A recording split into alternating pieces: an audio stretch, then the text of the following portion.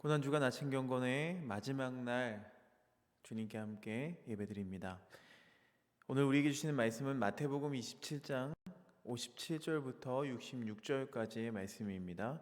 마태복음 27장 57절부터 66절까지의 말씀을 제가 읽어 올리겠습니다. 저물었을 때에 아리마대의 부자 요셉이라 하는 사람이 왔으니 그도 예수의 제자라. 빌라도에게 가서 예수의 시체를 달라 하니 이에 빌라도가 내주라 명령하거늘 요셉이 시체를 가져다가 깨끗한 세마포로 싸서 바위 속에 판 자기 새 무덤에 넣어두고 큰 돌을 굴려 무덤 문에 놓고 가니 거기 막달라 마리아와 다른 마리아가 무덤을 향하여 앉았더라. 경비병이 그 이튿날은 준비일 다음 날이라. 대제사장들과 바리새인들이 함께 빌라도에게 모여 이르되 주여 저 속이던 자가 살았을 때에 말하되 내가 사흘 후에 다시 살아나리라 한 것을 우리가 기억하노니 그러므로 명령하여 그 무덤을 사흘까지 굳게 지키게 하소서. 그의 제자들이 와서 시체를 도둑질하여 가고 백성에게 말하되 그가 죽은 자 가운데서 살아났다 하면 후의 속임이 전보다 더 클까 하나이다 하니 빌라도가 이르되 너희에게 경비병이 있으니 가서 힘대로 굳게 지키라 하거늘 그들이 경비병과 함께 가서 돌을 임봉하고 무덤을 굳게 지키니라. 아멘. 오늘 읽은 말씀, 이 말씀 첫 번째 57절 말씀에 한 사람이 등장합니다. 저물었을 때에 아리마대의 부자 요셉이라고 하는 사람이 있다라고 기록되어 있습니다. 여기서 저물었을 때라는 표현에서 이 옵시아스라는 단어가 나오는데요. 이 단어의 뜻을 살펴보니까 해가 지기 직전이나 직후의 황혼의 무렵의 어두움을 가리킵니다. 유대인의 시간 계산법으로 보면 다음 날로 넘어가는 시점인 한 오후 6시 경을 이야기하는 것입니다. 예수님께서 운명하신 날은 금요일이었기 때문에 이제 해가 진 이후 저녁은 안식일이 시작되는 그런 시간입니다. 유대인들은 율법의 규례대로 안식일에는 아무것도 하지 않았습니다. 특히 율법에는 이 나무에 달려 죽은 시체를 밤새 두지 말고 그 당일에 장사하라는 명령이 있습니다. 이런 이유로 이 아리마대 요셉은 안식일이 시작되기 전에 서둘러서 장사하기 위하여 예수님의 시체를 달라고 요구했던 거였어요. 그래서 다른 절차 없이 예수의 시체를 곧바로 무덤에 넣을 수가 있었던 것이죠. 이 마태복음은 아리마대 사람 요셉을 소개하면서 맨 먼저 부유한 사람이라는 표현으로 시작하고 있습니다. 아리마대 요셉의 다른 어떤 특징보다도 그가 부자였다는 사실을 먼저 강조해주고 있어요.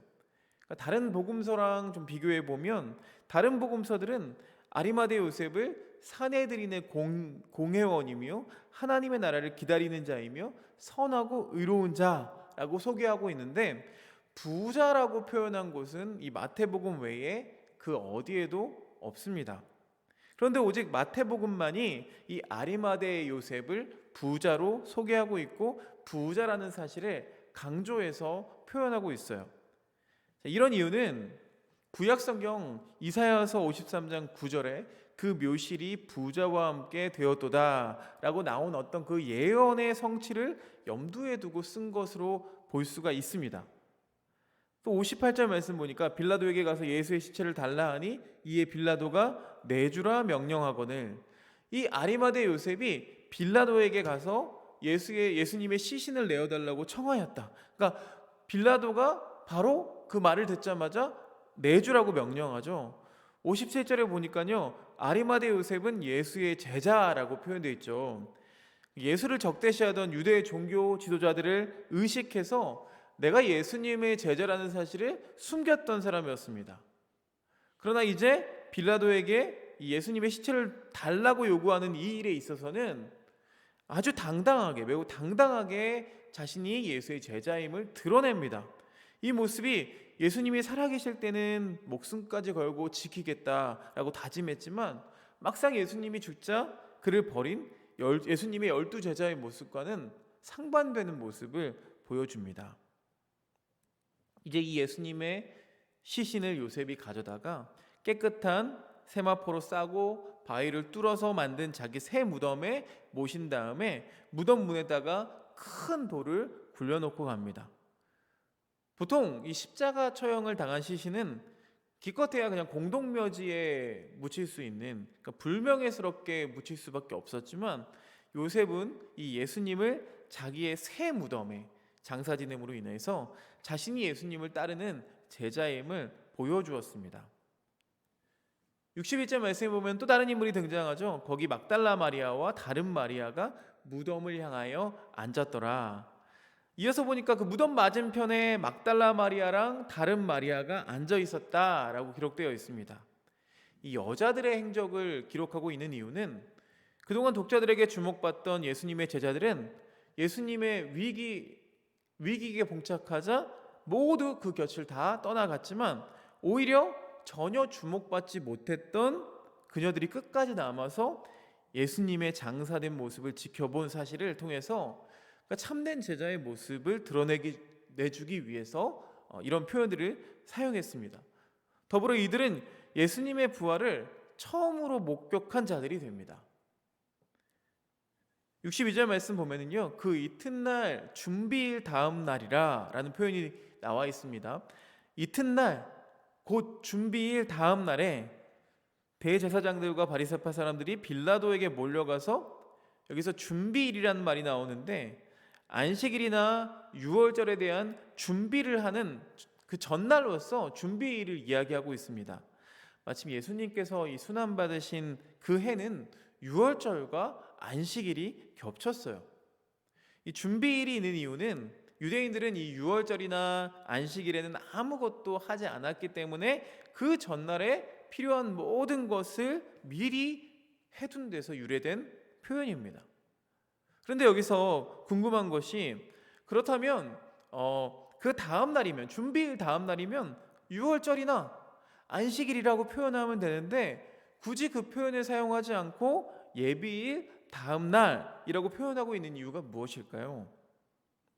그 이유로 첫째는요, 본래 유월절이나 안식일은 거룩한 날인데 바로 이 날에 대제사장들과 바리새인들이 모여서 만약 있을지도 모를 그 예수님의 부활을 관련해서 모의하고 있다는 점에서 이 안식일로 그날을 표현하고 싶지 않았기 때문으로 우리가 추측할 수가 있습니다.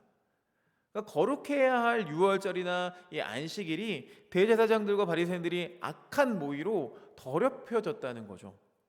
또 다른 이유는 지금 이 마태 이 복음서 기자가 예수의 죽음과 부활에 모든 관심을 집중하고 있다는 점에서 이 본문은 예수님께서 죽으시고 장사된 날을 강조하기 위해서 바로 그날을 가리키는 준비일이라는 표현을 일부러 사용하고 있는 것으로도 볼 수가 있습니다.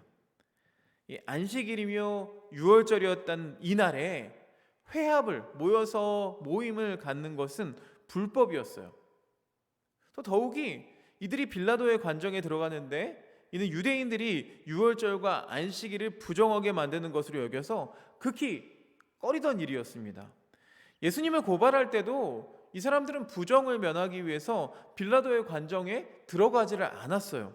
그럼에도 불구하고 안식일이자 또 유월절 당일에 이 유대인 지도자들이 아주 능동적으로 빌라도에게 나아간 것은 예수님의 죽음 및 부활과 관련한 그들의 불안감이 너무나 컸기 때문이었던 거죠. 유대 종교 지도자들이 예수의 부활에 관한 예언을 기억해낸 것은 이 부활에 관한 예수님의 말씀을 직접 들었거나 또 아니면 다른 사람들을 통해서 들었기 때문이었어요. 또 이 예수님의 부활에 대한 예언을 제자들은 기억조차 하지 못하고 다 뿔뿔이 흩어져 가고 도망간 데 비해서 오히려 예수님을 죽인 자들이 예수님께서 말씀하신 것을 정확히 기억하고 있다는 사실이 참 아이러니가 아닐 수가 없습니다.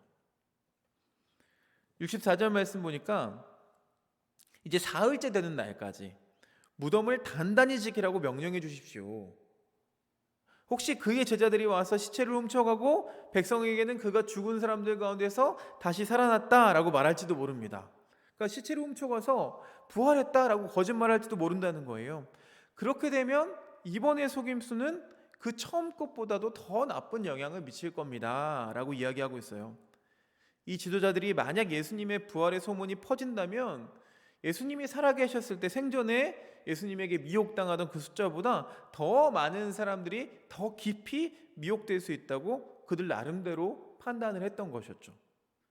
그렇게 되면 자신들이 가지고 있던 기득권 그리고 자신들의 입지가 더 좁아지게 되므로 이들은 무덤을 원천 봉쇄해서 그와 같은 일이 발생하는 것을 미연에 방지하고자 했던 것입니다. 그러나 결국 이들이 우려했던 일들이 발생하고야 말았죠. 예수님께서는 실제로 부활하셨고 이로 인하여서 예수님을 믿는 사람의 수가 이전에 예수님을 따르던 자들과는 비교할 수 없을 정도로 급속하게 늘어났습니다. 65절 말씀 보니까 빌라도가 이제 그들에게 이렇게 반응합니다. 경비병을 내줄 테니까 물러가서 너희 제주껏 지키시오. 힘대로 굳게 지키라. 라는 이 표현에서 반어적으로 표현해 보면요, 빌라도 자신은 더 이상 관여하지 않겠다라는 의미로 익힙니다.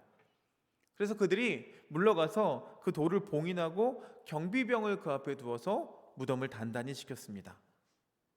자, 이처럼 오늘 말씀에서는 예수님의 죽음에 대한 두 가지 반응이 등장합니다.